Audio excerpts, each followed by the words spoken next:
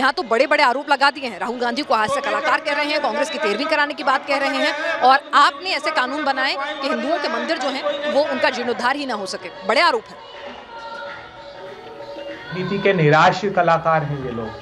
राष्ट्रीय स्वयंसेवक संघ हो, भारतीय जनता पार्टी हो, नरेंद्र मोदी जी हो, अमित शाह साहब हो। मैं पूछना चाहता हूं, राम सेतु के तोड़ने की 1998 में अटल बिहारी वाजपेयी तमिलनाडु गए, जॉर्ज फर्नांडिस साथ में थे। वो भाषण मंच का उठाकर देख लीजिए। उन्होंने कहा मैं अन्नादुराई का स्वप्न साकार करने आया हूं, ये सेतु तोड़ कर रहूंगा। 2000-2001 का बजट प्रोविजन देख लीजिए, जिसमें यशवंत सिन्हा जी जब मंत्री थे, वित्त मंत्री, और उन्होंने राम सेतु को तोड़ने का बजट में प्रोविजन किया। अरुण जेटली साहब नीरी के पास वो रिपोर्ट लेकर गए और कहा कि यही 11th अलाइनमेंट जो राम सेतु है ये हम तोड़ कर रहेंगे। आपने ये कहा लोकसभा में जवाब में आपके संस्कृति मंत्री शर्मा जी ने कि माता सीता के होने के कोई ऐतिहासिक प्रमाण ही हमारे पास नहीं है। मां दुर्गा के अनुयायियों पर मुंगेर में, बिहार में आपने गोलियां चलवाई, और जिन्होंने गोली चलाई उसके पिता को आपने केंद्रीय मंत्रिमंडल में बना दिया, स्थान दे दिया। 10-10 वर्ष के बच्चों की हत्या कर दी। उनका कसूर यह था कि मां दुर्गा की मूर्ति विसर्जित करना सवाल राहुल गांधी पर था, सवाल कांग्रेस को लेकर था। आपने उल्टे सवाल दाग दिए, सवालों के जवाब नहीं दिए हैं, आपने उल्टे सवाल दाग दिए हैं।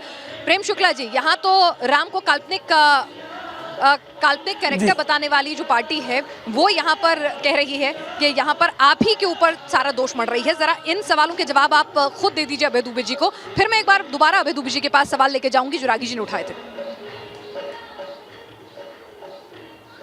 क्या यह सत्य नहीं है कि प्रभु रामचंद्र जी के मंदिर की जगह बाबरी मस्जिद बनाने का संकल्प संसद में कांग्रेस ने लिया था?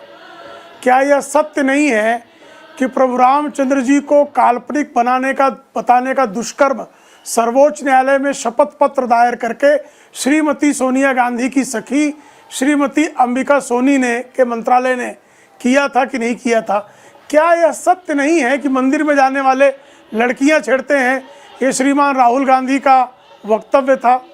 क्या यह सत्य नहीं है कि इन्होंने जो है श्रीमान राहुल गांधी ने अमेरिकी राजदूत से ये कहा कि लश्कर तोयबा से इस देश को खतरा नहीं है, इस्लामी आतंकवाद से इस देश को खतरा नहीं है, हिंदुओं से खतरा है? तो ये जो पार्टी लगातार लक्षित हिंसा विधेयक लाने की योजना किसकी थी? 30,000 जिन मंदिरों का विध्वंस मुगलों ने किया, उनको कांग्रेसी संरक्षण देने के लिए धर्मस्थल विधेयक लाने का कुकर्म किसने किया था? वो कांग्रेस थी कि नहीं थी?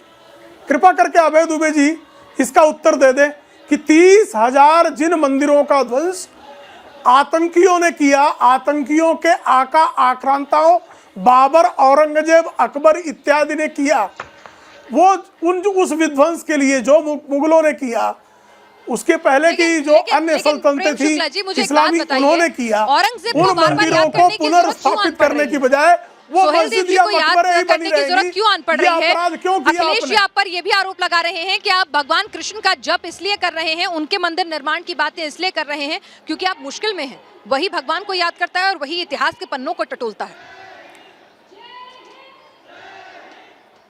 नहीं, हम तो हमेशा से प्रभु रामचंद्र को, भगवान श्री कृष्ण को, भगवान विष्णु को, भगवान शिव को याद करते रहे हैं।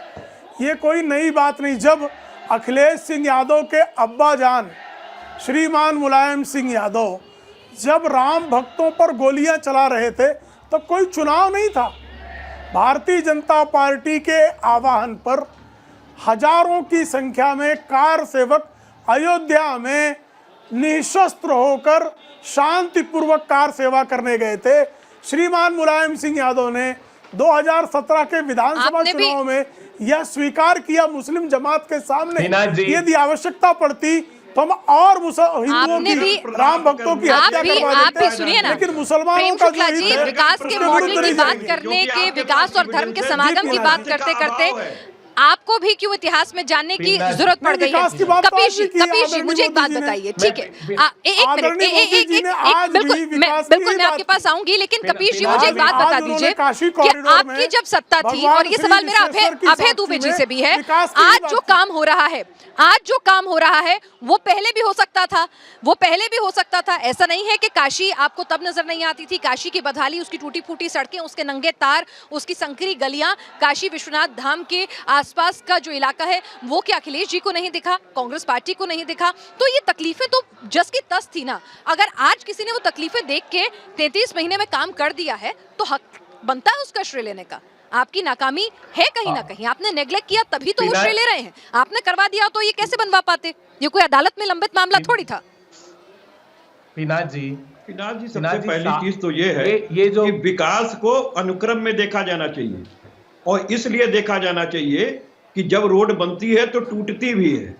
हमने कौन सी गलियां नहीं बनवाई थी बनारस की, हमने कौन सी गलियां नहीं बनवाई थी? हमने अंडरपास के तार तक जो संजाल बिछे थे उसको अंदर करने का काम समाजवादी पार्टी की सरकार ने किया था।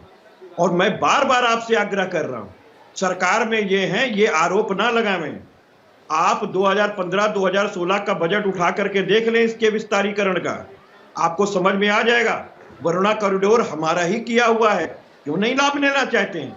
और क्यों बार बार जाकर के अयोध्या के पीछे छिपते हैं, कभी मथुरा के पीछे छिपते हैं? अरे मैं तो पूछना चाहता हूं माननीय मित्रों से कि जब आप पर अदालत में केस चला गया तो लाल कृष्ण आडवाणी जी ने, उमा भारती जी ने, स्वाति रितंबरा जी ने क्यों एफिडेविट दी कि साहब वो एक्टिविस्ट और टेररिस्ट का काम था, वो भारतीय जनता पार्टी का काम नहीं था?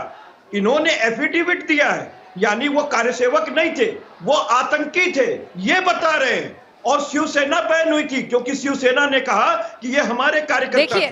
देखिए आपने मेरे सवाल का जवाब आप ये कह रहे हैं कि आपने एक परियोजना सोच ली, मन में कल्पना कर ली, जमीन पर कुछ बना नहीं, लेकिन श्रेय आपको देना चाहिए। किया है। नहीं, एक मिनट पिनाक जी, मेरी भी बात हो जाने दें। मैं यही सवाल कहते हैं जिसका कोई तथ्यात्मक चीजें नहीं होती हैं और ना ये जवाब दे पाएंगे। मैं तो पूछ रहा हूं, भगवान श्री राम के अगर आप स्मरण करने वाले अगर हैं तो आप कैसे इस समय संजय निषाद के साथ हैं, जिन्होंने उनके पितृत्व पर सवाल उठा के माता कौशल्या के कोख को गाली देने का काम किया है?